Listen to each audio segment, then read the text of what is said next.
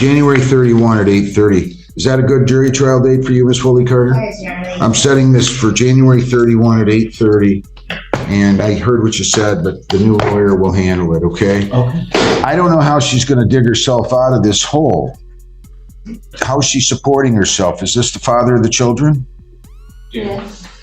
Well, she had a job, but when she got... I just asked her, I can't have people talking across the... Yes, that's the father of my kids, Your Honor.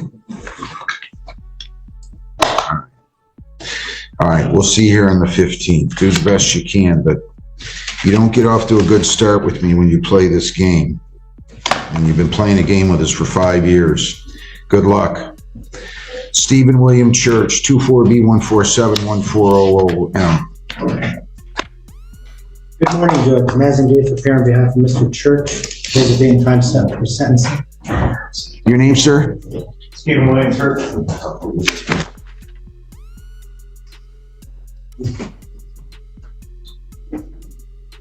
I'm kind of impressed. You got as many retail fraud cases as I've ever seen from one defendant. All right, guys, this isn't your average courtroom drama. We open with Ms. Y. Carter, and trust me, she's neck deep in legal chaos. The judge? He's done playing games. You've been running in circles for 5 years, he snaps, and honestly, he's not wrong. This isn't some fresh mistake. This is years of missed chances and legal loose ends finally catching up. Then boom, the father of her child shows up in court, and things go real awkward, real fast. Do the best you can, the judge says to him, but you can hear it. His patience is hanging by a thread. This isn't the court of second chances anymore. This is the courtroom where excuses go to die. You know, I would have thought you'd have to live till you're 128 to get to this. You got 14 retail fraud convictions. You don't want to work or what? I do work now. I went to prison and changed my life. Well, shocking. Shocking that you went to prison.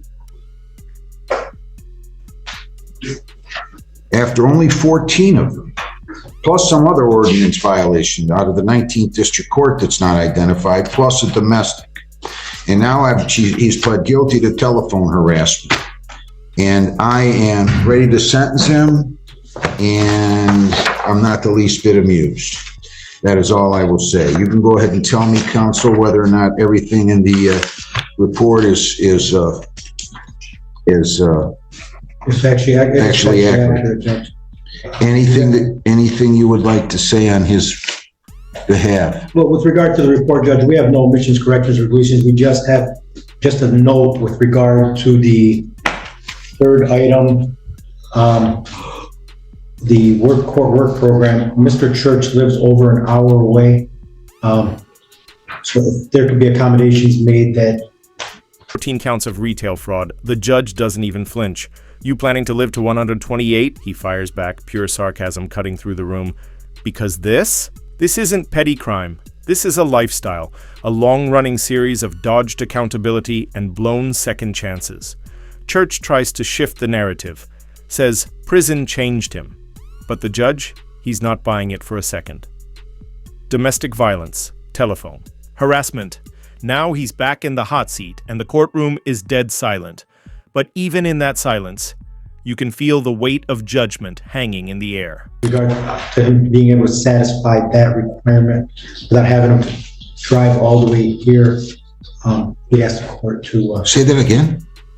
because he lives over an hour away. Yeah. So if he's going to attend the court work program, he's going to have to drive over an hour to get here. Okay. In order to make it. And I know that sometimes they start early at, I believe, 7 or 8 o'clock. So we'd ask the court just to take that into consideration. But moving forward, Judge, with regard to Mr. Church, he is 39 years old. He's been employed for the last 5 years. Although, as you mentioned, he does have a significant criminal record. He did do some time back in 2018. He did get out, and since getting out of jail, Judge, he's had steady employment. He's had no other contact with the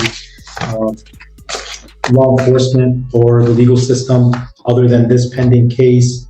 He does have 3 children, 2 of whom are minors, and he knows that he needs to be a good role model for these children, Judge.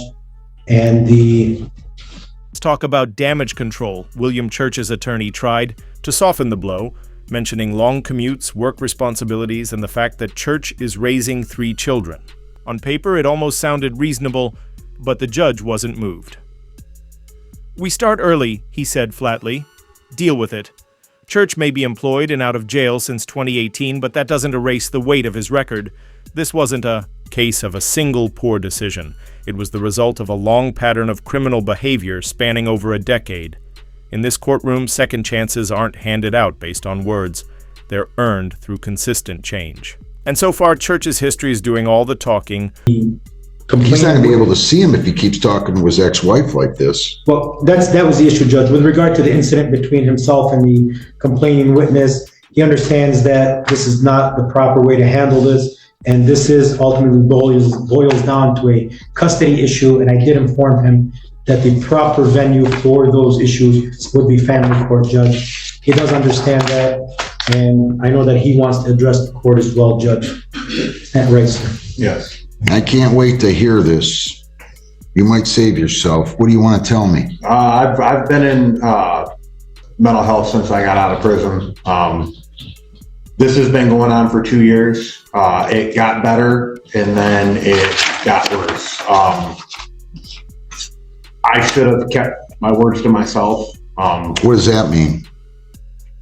I shouldn't have said anything to her. He should have had better self-control. Yes, ultimately better self-control. That's something that I still need to work on. And I completely understand that I am responsible for my actions. And I'm willing to do whatever I can to put this behind me and move forward. Church speaks, and for a brief moment you almost feel the weight of his regret. "I should have kept my words to myself," he says. But that's the thing, it's always. After the damage is done, the judge doesn't let it slide. "You should have had self-control," he fires back. It's raw, honest.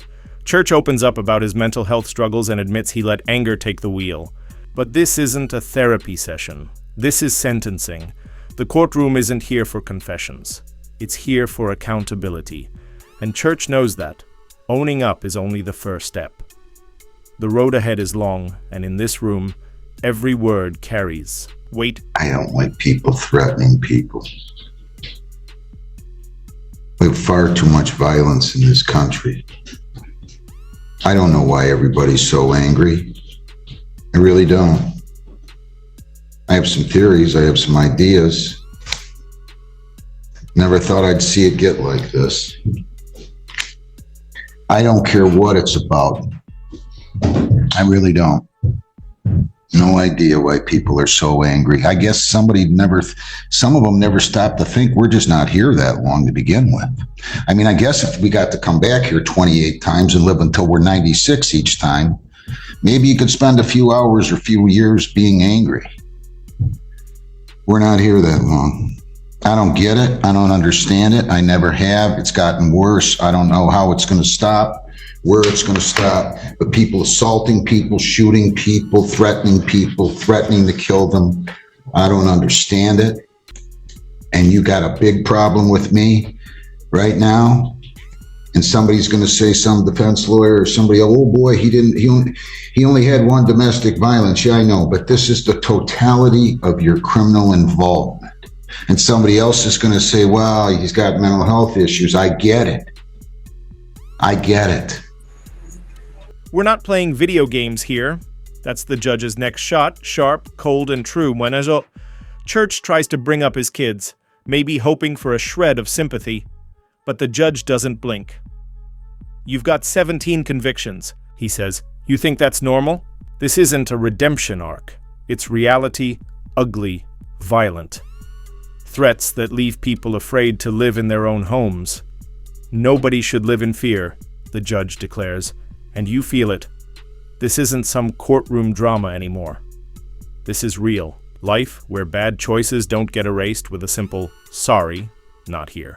Been pretty apparent, I think, that you've had some issues going on now for 20 years.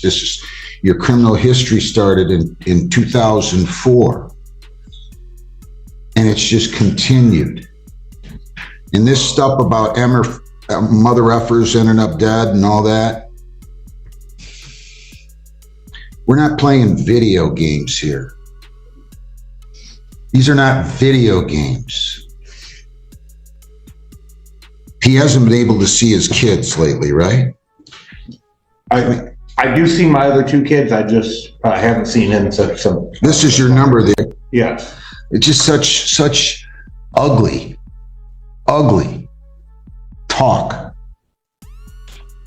I guess some people just don't think words have meaning. Nobody should live in this country in fear. Shouldn't have to do it. I'd like to think nobody should have to live anywhere in any country in fear. When your ex or the father of your child or children starts making these kind of comments, 21 months probation, no leaving the state, no weapons, anger management, mental health treatment, the judge declares. And here's the kicker. Church. Doesn't serve a single day in jail. Not one. Instead, the judge slaps him with $905 in fines and costs plus community service. Then comes the warning. You're going to stop committing crimes, or you're going to have a big problem. This isn't just a sentence, it's a final. Warning, the line has been drawn and Church is standing right on the edge. I don't know how anybody could feel comfortable. Obviously, the prison time didn't help you think about where you were going with your life. I'm telling you, I just don't understand it. I weep for this country in a lot of ways.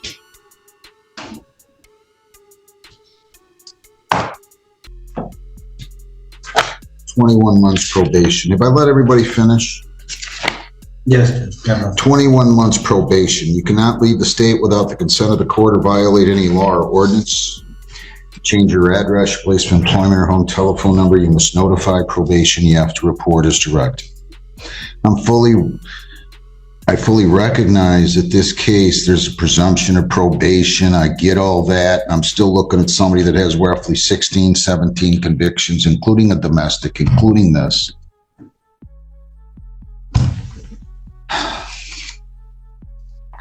I'm going to order you have no contact with Madeline Fritz. You're not to possess firearms. You're not to possess dangerous weapons. You got insurance? Good, go to private therapy, the judge says, but don't get it twisted. This isn't mercy, it's responsibility. No more games, no more drama. It's all on Church now.